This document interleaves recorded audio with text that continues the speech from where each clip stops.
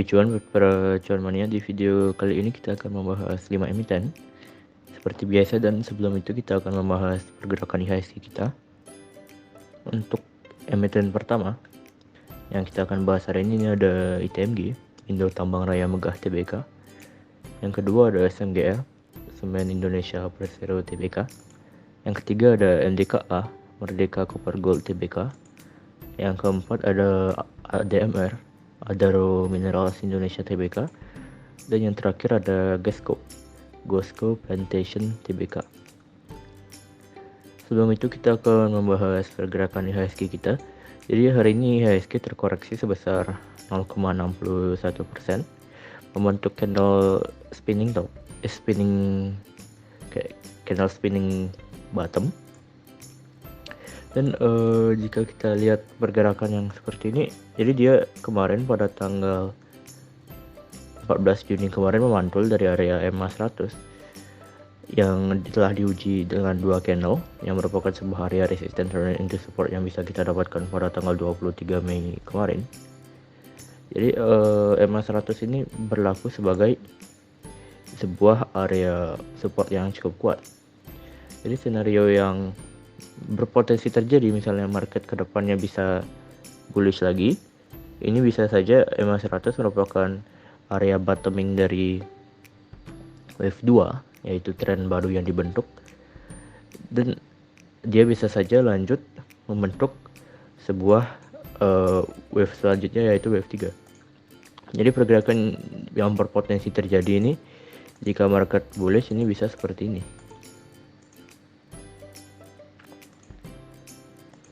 Seperti itu.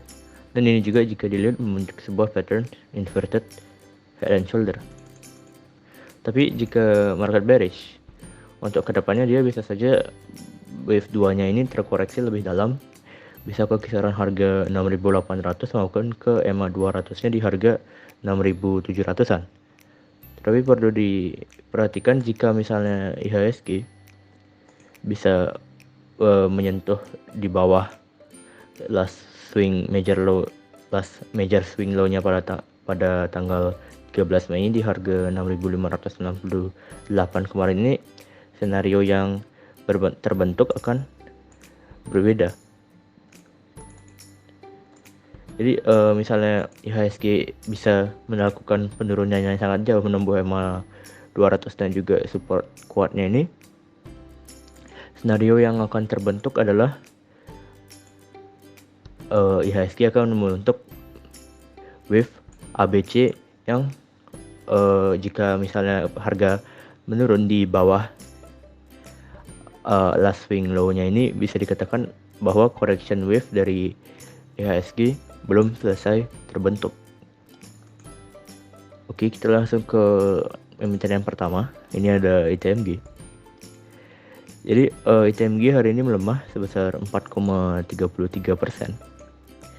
Dan jika kita lihat, keadaannya masih dalam keadaan uptrend yang cukup kuat, dan koreksi ini bisa digunakan untuk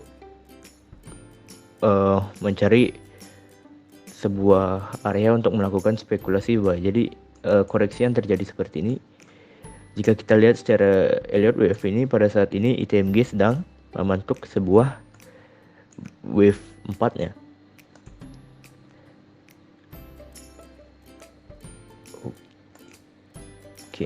Jadi wave 4 ini sedang dibentuk pada saat ini dengan bottoming yang berpotensi bottoming wave C dan juga wave 4 yang berpotensi terjadi di kisaran area MA 50 ya.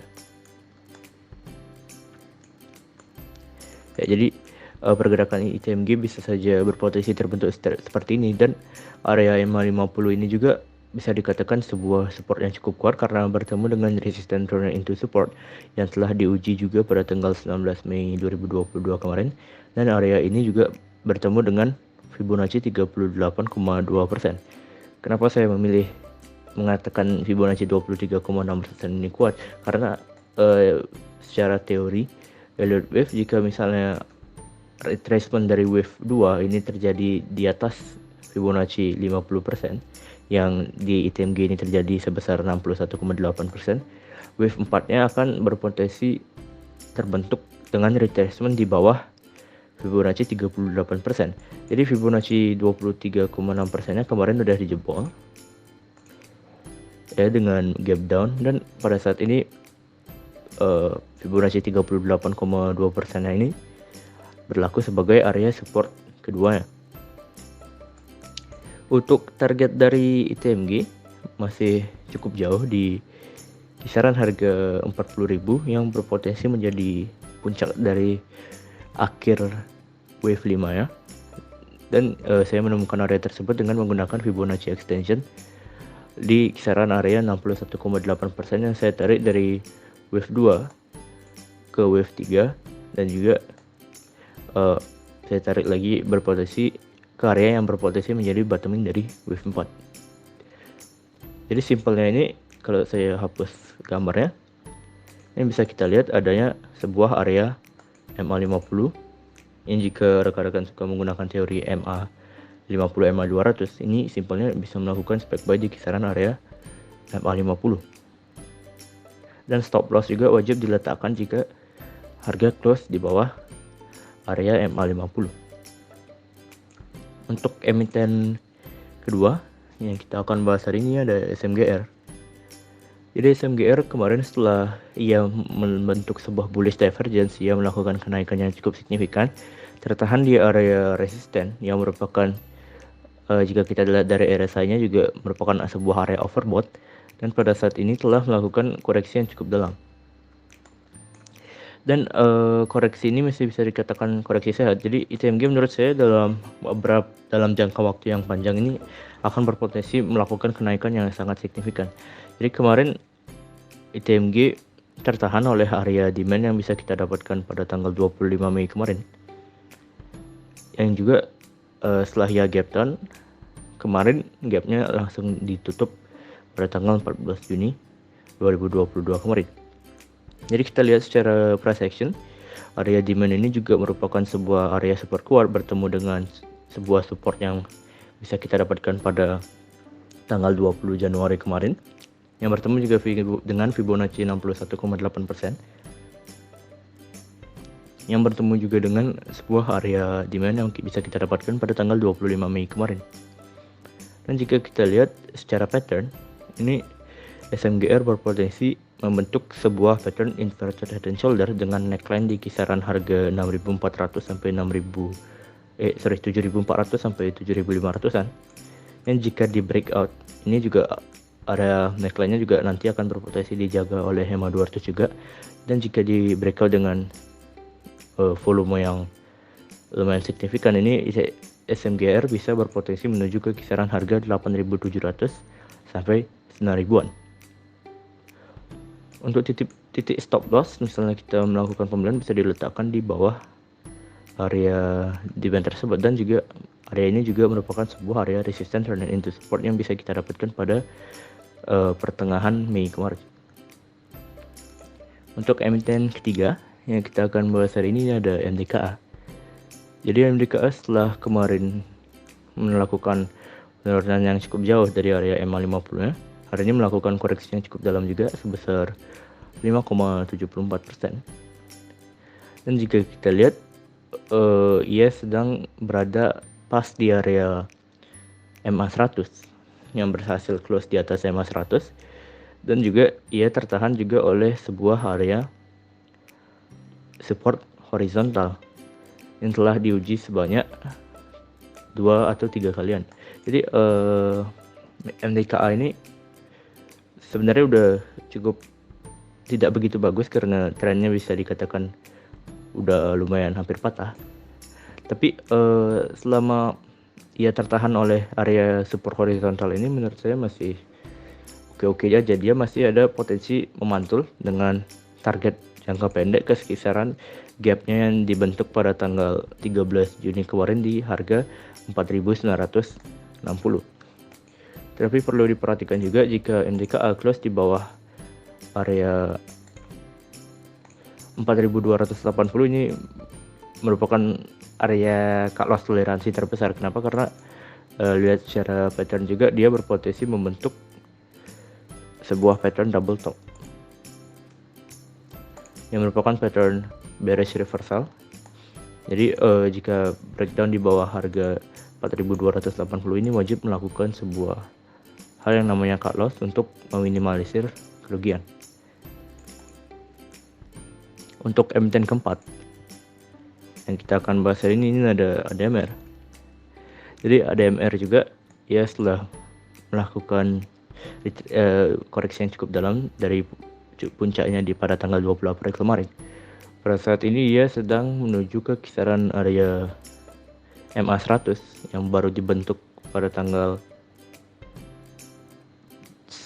9 Juni kemarin, dan area ini juga tertahan oleh area resistance turn into support yang bisa kita dapatkan pada tanggal 7 Maret kemarin. Untuk potensi kenaikan ADMR misalnya ia memantul di area MA100 dan juga resistance turn into supportnya ini bisa menuju ke kisaran area 2130. Tetapi jika ia breakdown dari area MA100 nya ia bisa melakukan penurunan yang lebih jauh ke kisaran area 1570 sampai 1600-an. Dan untuk target yang bottoming lebih di bawah lagi ini bisa ke kisaran harga 1300-an. Untuk emiten terakhir yang kita akan bahas hari ini ada Gasco. Jadi Gasco hari ini memantul di area support horizontal yang merupakan support minor, bisa kita lihat telah disentuh sebanyak 3 kalian. Dan tertahan juga, Gasco berhasil tertahan oleh area MA100. Dan yang menarik dari Gasco ini hari ini volume pembeliannya bisa dikatakan cukup besar. Jadi untuk Gasco ini bisa berpotensi mengalami kenaikan jika ia memantul di area MA100 ini ke kisaran harga 165 yang merupakan sebuah area support dan into resistance. Dan untuk kenaikan maksimal yang berpotensi untuk Gasco bisa ke kisaran harga 173. Tapi menurut saya setelah ia melakukan kenaikan, misalnya ia melakukan kenaikan ke atas area ke kisaran harga 165 ini udah bisa mulai melakukan taking profit. Kenapa? Karena jika kita lihat secara patternnya juga, Gasco telah membentuk sebuah pattern double top yang telah di breakdown pada tanggal